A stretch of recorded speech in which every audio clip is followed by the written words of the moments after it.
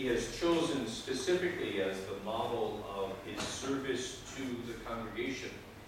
This applies well to all those who are in authority at every level of service in the congregation. We are all called to serve like Jesus, the Good Shepherd. It would be great to be able to say that I am a good shepherd, but despite my weaknesses, perhaps the best we can do is to say that I desire to be like the Good Shepherd. Father, continue to meditate kind of step by step through this passage in the line that says, Jesus knows his sheep, each by name. This is the plan that he himself wants to adopt now as superior of the congregation, to enter into the hearts of us, his sheep, to know us personally, not just the exterior, for each of us is chosen, anointed, each of us is important. This is the commitment that he wants to make to us in the presence of Jesus himself. The sheep heed the voice of the shepherd. And this, of course, is every shepherd's desire, that his voice be listened to. However, as Father mentioned, to have a voice that is to be heard, this depends actually much more on the quality of the shepherd and not just of the sheep.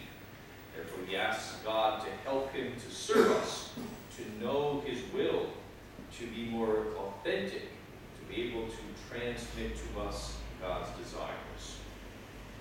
It says in the gospel that the shepherd leads them in and out, and he leads them to good pasture.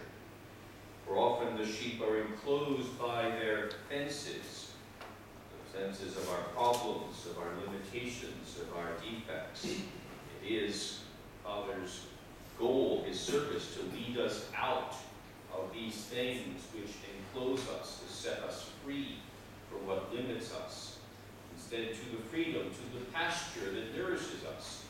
This is the true spiritual life, the life of the Spirit, the real ability to live the charism of our congregation. The gospel says that the shepherd is to walk ahead of his sheep, and they are to follow. For the superior is to be an example, and that is an example that is a goal to be aspired to. So he asks the Lord for the goodness, patience, to be able to live well the spirit of our congregation so that he can be that example and lead us. The shepherd also defends us from the wolves, and it is Father Michele's desire to defend us from our enemies with courage, without tiring, despite the fact that he is often found it exhausting to travel from place to place. He does not desire to spare himself that effort to continue to give himself more and more, to be able to visit more and more. If he has to give his life, he will.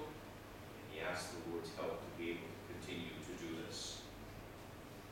The gospel also goes on to say that eventually they will one day become one flock with one shepherd. And this goal is our goal, to be one united flock, overcoming the divisions and dispersions. And this union, this unity, is how we demonstrate the presence of Christ among us.